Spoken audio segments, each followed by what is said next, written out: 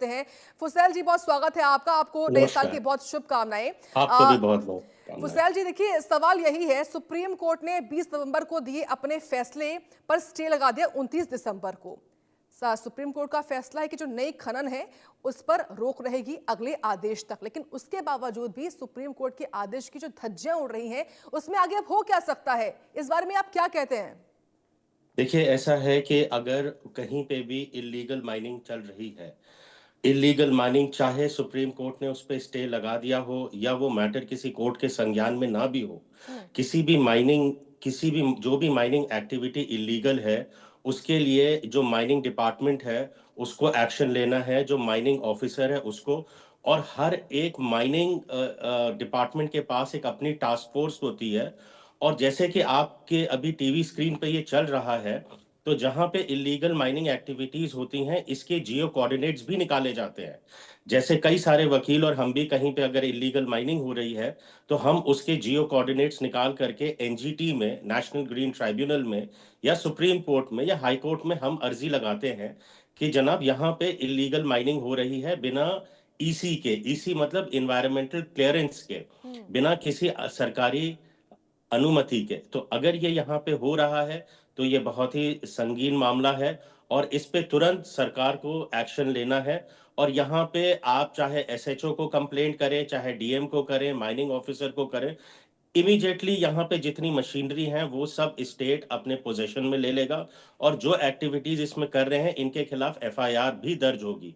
लेकिन क्योंकि ये मामला अरावली से रिलेटेड है, इसलिए ये और ज्यादा गंभीर मसला है, क्योंकि जब माननीय सर्वोच्च न्यायालय ने बिल्कुल इलीगल माइनिंग पे और खास तौर से अरावली को लेकर के जितना सुप्रीम कोर्ट इस टाइम सेंसिटिव है, ये एक्टिविटी तुरंत रुक जानी चाहिए।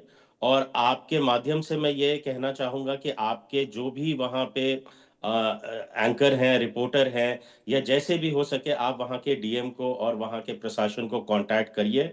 और ये मोर देन सफिशिएंट है जो आप अपने टीवी पे चला रहे हैं, बिना किसी शो कॉज के इमीडिएटली ये चीज़ रुकना चाहिए, क्योंकि ये एक नेशनल टेलीविजन पे ये न्यूज़ चल रही है।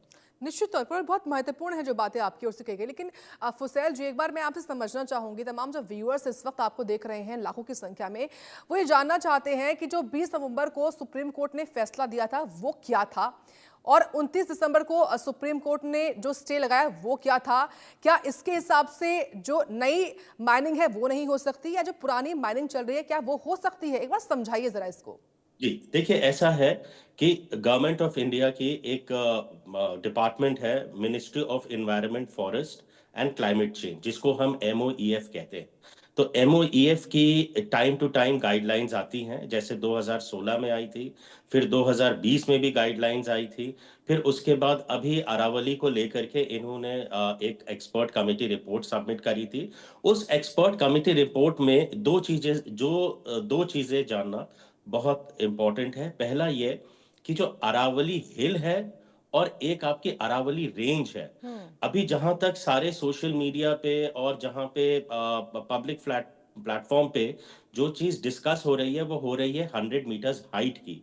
100 मीटर्स हाइट से भी गंभीर एक चीज है अरावली रेंज, अरावली क्लस्टर की। अगर 500 मीटर की दूरी में अगर छोटे छोटे हिल लॉक्स हैं, अगर उनका डिस्टेंस जो है अगर वो इतना नहीं है, तो वो अरावली में काउंट नहीं होंगे। ये भी एक बड़ा गंभीर मसला है, एक बड़ा गंभीर विषय है कि जब हम ये कहते हैं कि अरावली सबसे प्राचीन जो है रेंजेस हैं, रेंजेस हैं, हिमालय से भी पुरानी, और ये 800 किलोमीटर में है, and the area which they covered is approximately 202 lakh square kilometre.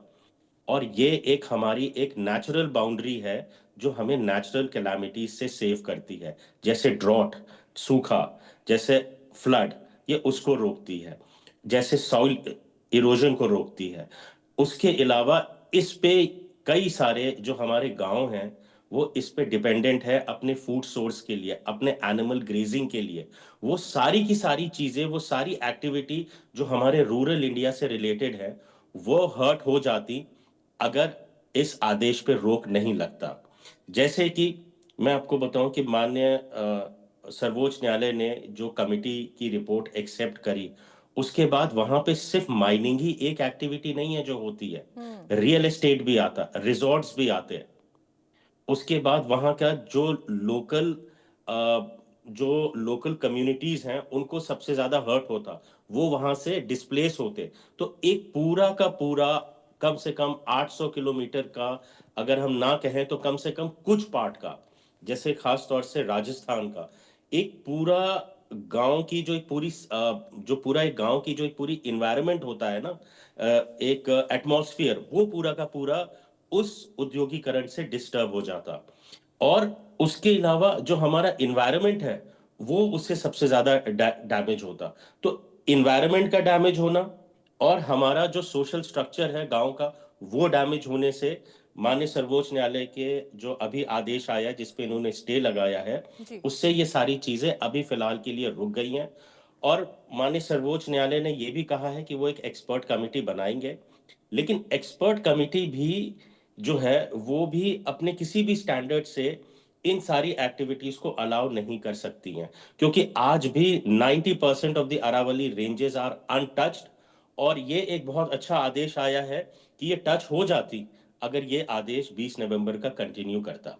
हम्म, बिल्कुल। लेकिन फुसैल जी, एक रिपोर्ट में इस वक्त देख रही हूँ जिसमें ये साफ तौर पर मेंशन किया गया है कि पिछले 20 सालों में जितनी लीगल माइनिंग हुई है उससे 2 गुना जो माइनिंग है वो इलीगल हो चुकी है। जी। इसको लेकर केस जरूर दर्ज हुए हैं, लेकिन मुझे समझना ये है आपसे जो करौली में हो रहा है, और ये तो हम रिपोर्ट तैयार की है इंडिया न्यूज ने, उसके बाद ये स्पष्ट हुआ है, सामने आया हमारे, लेकिन इस तरह से कई और भी जगहें होंगी राजस्थान के रावली रेंज में जिसकी जिक्र आप कर रहे हैं, वहां पर इलीगल माइनिंग चल रही होगी। तो क्या केवल ये जो मुकदमे हैं वो केवल केवल कागजों में तक सीमित रह जाते हैं, या फिर ऐसे केसेस में जहां पर इलीगल माइनिंग हो रही है, और खास तौर से अब जब सुप्रीम कोर्ट ने स्टे लगाया हुआ है, तो इसमें क्या होता है, किस तरह की कार्रवाई होती है? देखिए, इसमें दो पहलू हैं। पहली चीज तो ये है कि इलीगल माइनिंग जो होती है वो क्यों होती है, और वो कौन लोग कराते हैं, और वो किस तरीके से एक ऑर्गेनाइज्ड वे से वो एक एक्टिविटी चलती है। जैसे आपने एक कानून का नाम सुना होगा, MCOCA, hmm. Maharashtra organised crime act. अब वो ऑल ओवर इंडिया के कई स्टेट्स ने उसको अपनाया है। तो इसी तरीके से ये जो माइनिंग एक्टिविटी है, ये एक पूरा एक ऑर्गेनाइज्ड क्राइम है।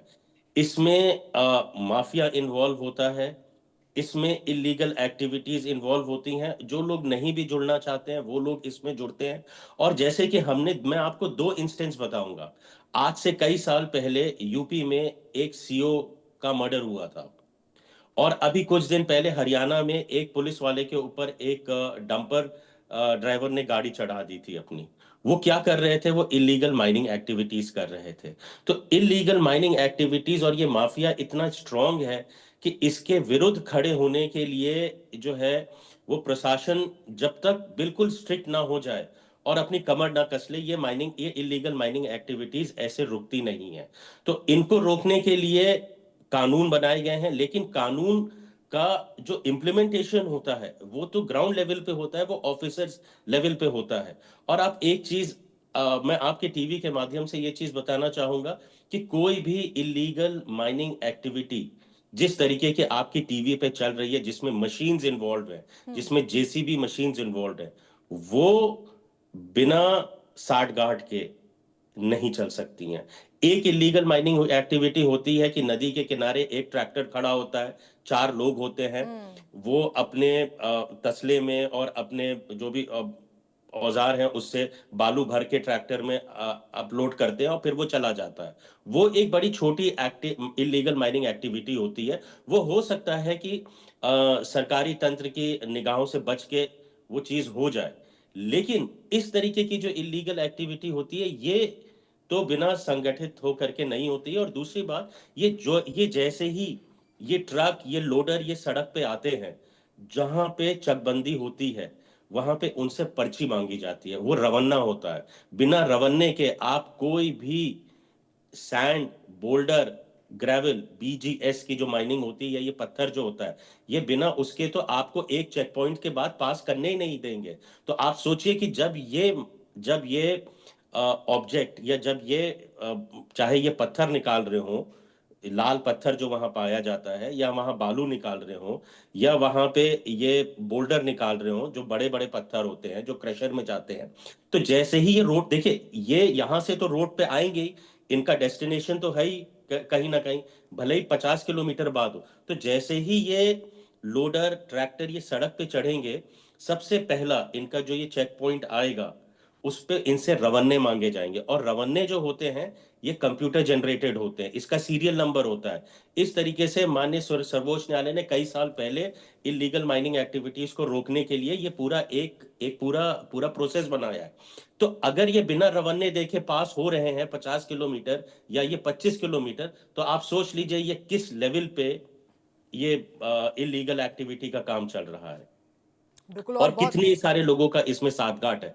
लेकिन इसको रोकना पड़ेगा। आपके माध्यम से आप सरकार से भी गुहार लगाइए, क्योंकि ये जो एक्टिविटी हो रही है, इससे सिर्फ हमारा इन्वायरमेंटल डैमेज नहीं हो रहा है। इन्वायरमेंटल डैमेज तो 50% आप समझ लीजिए, पर उससे बड़ी चीज ये है कि ये जो एक्टिविटी हो रही है, इस एक्टिविटी से जो हमारी एक पूरा विलेज एटमॉस्फेयर है वो डिस्टर्ब हो रहा है।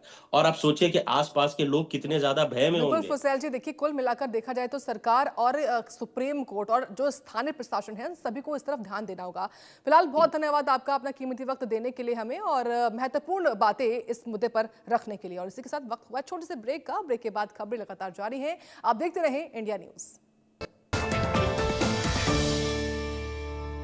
घर के खाने में रेस्टोरेंट जैसा